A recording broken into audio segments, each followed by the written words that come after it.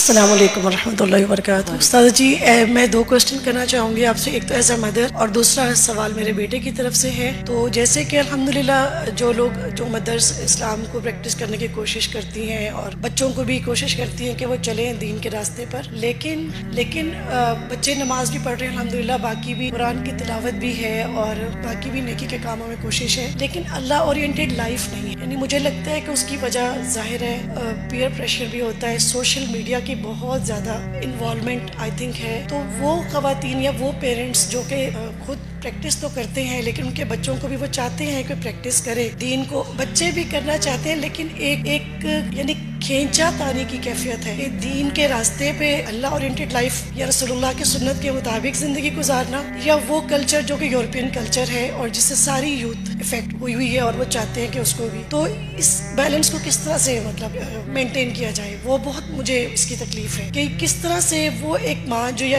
ایسے والدین جو چاہتے ہیں کہ بچے دین پہ چلیں، بچے چلنا چاہتے ہیں لیکن نہیں چل پاتے۔ دیکھیے سیدہ انس رضی اللہ تعالیٰ عنہ کی والدہ انہیں لے کر رسول اللہ کے پاس آئی تھی، یہ میرا بیٹا ہے 10 سال کا ہے، لکھنا جانتا ہے، آپ کی خدمت کرے گا۔ سیدہ انس بن مالک کی والدہ کتنی فیوچرسٹک تھی، انہوں نے چاہا کہ میرا بیٹا اللہ سے محبت کرے اور اس کی زندگی جو ہے ویسی ہو جائے جو اللہ تعالیٰ کو پسند ہے، تو انہوں نے اس شخص کا انتخاب کیا جو سب سے بہترین تربیت کر سکتا کہ میرا بیٹا ان کا خدمت گار بنے۔ اب سیدہ انس کی والدہ کی سلیکشن تھی، رسول اللہ سے ریکویسٹ تھی، رسول اللہ نے انہیں اپنے پاس رکھا، 10 برس کا ساتھ تھا، 8 بڑے راویان حدیث میں ایک سیدنا انس بن مالک بھی۔ ایک ماں نے جب یہ چاہا کہ میرا بیٹا جو ہے وہ اللہ سبحانہ تعالیٰ کا پسندیدہ لائف سٹائل اختیار کرے، تو اس نے اپنا بیٹا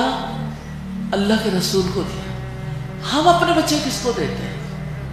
پرابلم یہاں پہ ہے، ہم اپنے بچے ان کو دیتے ہیں جو اللہ سبحانہ تعالیٰ سے بھگاتے ہیں۔